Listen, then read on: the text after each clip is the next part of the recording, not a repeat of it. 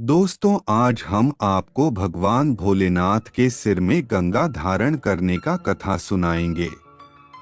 आखिर क्यों दिया माता पार्वती ने भोलेनाथ को श्राप गंगा सिर पर धारण करने कथा एक बार जरूर सुने, आपको जरूर पसंद आएगी।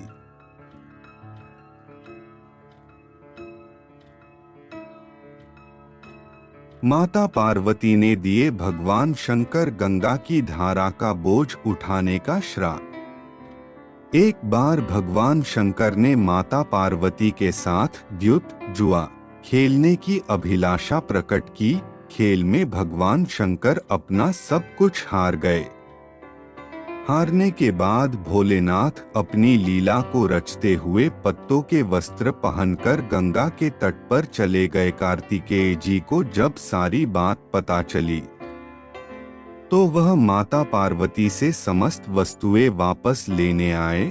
इस बार खेल में पार्वती जी हार गईं तथा कार्तिकेय शंकर जी का सारा सामान लेकर वापस चले गए। उस समय भोलेनाथ भगवान विष्णु व कार्तिकेय के साथ भ्रमण कर रहे थे। पार्वती से नाराज भोलेनाथ ने लौटने से मना कर दिया। भोलेनाथ के भक्त रावण ने गणेश जी के वाहन मूषक को बिल्ली का रूप धारण करके डरा दिया। मूषक गणेश जी को छोड़कर भाग गए। इधर भगवान विष्णु ने भोलेनाथ की इच्छा से पासा का रूप धारण कर लिया था। गणेश जी ने माता के उदास होने की बात भोलेनाथ को कह सुनाई।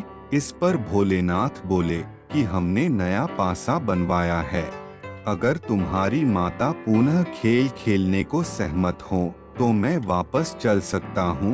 गणेश जी के आश्वासन आश। इस पर पार्वती हंस पड़ी व बोली, अभी पास क्या चीज है जिससे खेल खेला जाए। यह सुनकर भोलेनाथ चुप हो गए। इस पर नारद जी ने अपनी वीणा आदि सामग्री उन्हें दी। इस खेल में भोलेनाथ हर बार जीतने लगे।